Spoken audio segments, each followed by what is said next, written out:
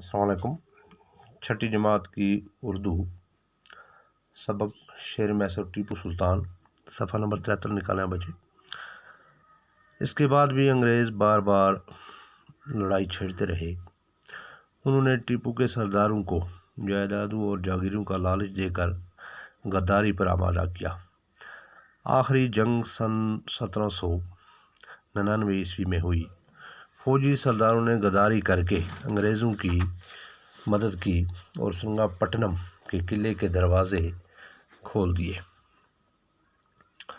لیکن ٹیپو نے ہتھیار ڈالنے سے انکار کر دیا اور دشمن سے لڑتا ہوا شہید ہو گیا۔ بہادری اور بزدلی کے بارے میں ان کا یہ جملہ سنہرے حرفوں سے لکھے جانے کے قابل ہے: گیدڑ کی 100 سالہ زندگی سے شیر کی ایک دن کی زندگی بہتر ہے۔ تو بچوں یہ سبق آپ پڑھیں گے، اس کے بعد الفاظ معنی ہیں۔ تو الفاظ معنی: آمادہ کرنا، تیار کرنا، مہلت، فرصت، وقت۔